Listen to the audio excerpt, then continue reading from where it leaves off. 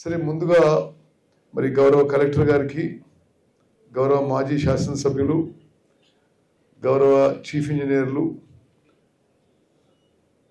PCC members, మరి వేదిక మీద ఉన్న ప్రముఖులందరికీ, అదేవిధంగా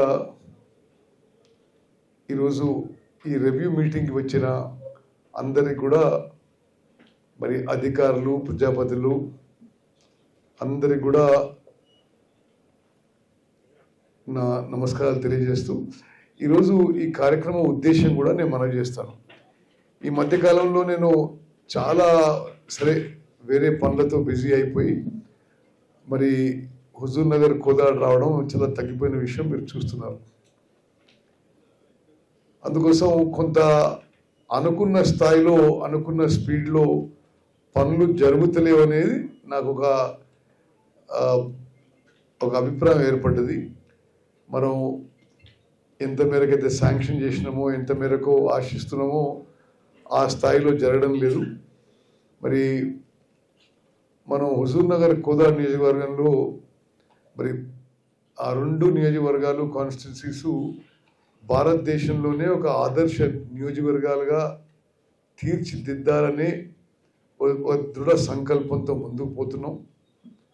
మరి ఆ లక్ష్యంతో, ఆ ఉద్దేశంతో గతంలో నేను రెగ్యులర్గా హుజూర్నగర్లో, కోదాడలో రివ్యూ పెట్టేవాడిని, కానీ ఇప్పుడు రావడం కొంచెం తగ్గింది. అయినా సరే ఈరోజు నాకు వాస్తవంగా ఈరోజు సాయంత్రం, ఈరోజు యాక్చువల్లీ మధ్యాహ్నమే ఢిల్లీకి పోయి రేపు బీసీ క్యాస్ట్ సెన్సెస్ రిజర్వేషన్ మీద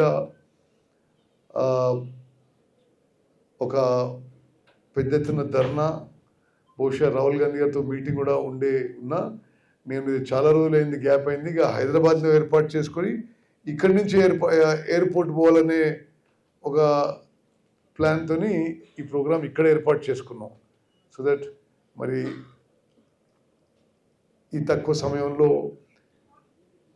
అన్ని డిపార్ట్మెంట్స్ ఒకసారి రివ్యూ చేసుకొని ఏమవుతుంది, ఏమైతలేదు అన్నీ కూడా పరిశీలిద్దామని అనుకున్నాము. అధికారులకి, ప్రజాపతులకి, జిల్లా కలెక్టర్ గారికి అందరికీ విజ్ఞప్తి చేస్తున్నానంటే, ఎక్కడ ఏ కారణంగా ఏ పని ఆగిపోయినా దయచేసి వెంటనే నా దృష్టికి వచ్చే విధంగా మీరు కోఆపరేట్ చేయాలని కోరుకుంటున్నాను. చాలాసార్లు ఏమవుతుందంటే, ఉదాహరణకి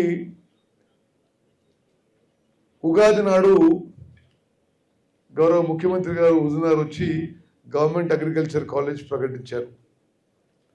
కానీ ఇప్పటివరకు మనం ల్యాండ్ దోలాడుకోలేకపోయినాం. ఇంకొన్ని రోజులు జాప్యం జరిగితే అది వేరే చోట వెళ్ళిపోయే ప్రమాదం ఉంది. అదేవిధంగా చాలా పెద్ద ఎత్తున మ్యాసివ్ లిఫ్ట్ ఇరిగేషన్ స్కీమ్స్ కూడా ప్లాన్ చేశాం. ఒక్కొక్కటి ఉదాహరణకి Muktyala branch lift irrigation scheme 50,000 ఎకరాలకి నీళ్ళు అందించే స్కీమ్. దాంట్లో కొన్ని ల్యాండ్ అక్విజిషన్లో కొంత స్లోగా జరుగుతుందని చెప్పి నా అభిప్రాయం. జరిగిన ల్యాండ్ అక్విజిషన్కి పేమెంట్ ఇవ్వాల్సిన అవసరం కూడా ఉంది. ఆ విషయాలు మరి ఎప్పటికప్పుడు ఫాలోఅప్ చేస్తే బాగుంటుందని చెప్పి అటువంటి అనేక విషయాల్లో, కొన్ని చోట్ల రోడ్ల విషయంలో మరి అక్కడ గ్రామస్తులు కోఆపరేట్ చేయక రోడ్ బౌండరీ వరకు కూడా రైతులు వ్యవసాయం చేసుకొని మరి ఆ కాంట్రాక్టర్ని రోడ్డు వేయనీయకపోవడం ఆ విధంగా జరుగుతుంది. ఈ సమస్యలను అధిగమించి ఏ విధంగా మనం అనుకున్న స్థాయిలో డెవలప్మెంట్ సాధించాలనే ఉద్దేశంతో నేను రాలేకపోయాను కాబట్టి ఈరోజు ఇక్కడ మీ అందరినీ రిక్వెస్ట్ చేశాను, ఇక్కడ పెట్టుకుందామని. ఈ అగ్రికల్చర్ యూనివర్సిటీ మీరు అయిపోయిన ఒకసారి తిరిగి రండి. భారతదేశంలోనే ప్రతిష్టాత్మక విశ్వవిద్యాలయంలో ఒకటిది. ఇది హైదరాబాద్ నగరంలో 2,000 ఎకరాల విస్తీర్ణంలో ఉంది. దీన్ని శంకుస్థాపన, అది ప్రారంభోత్సవం లాల్ బహదూర్ శాస్త్రి గారు చేశారు ప్రధానమంత్రిగా. ఆ తర్వాత ఇందిరాగాంధీ గారు 2 సార్లు యూనివర్సిటీకి రావడం జరిగింది.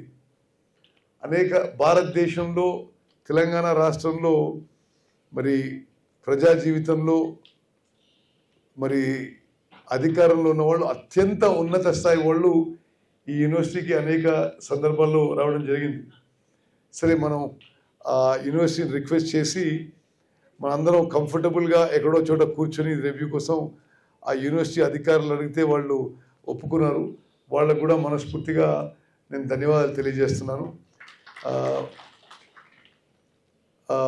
సో ఇది అయిపోయినాక మధ్య మధ్యలో యూనివర్సిటీ తిరగండి.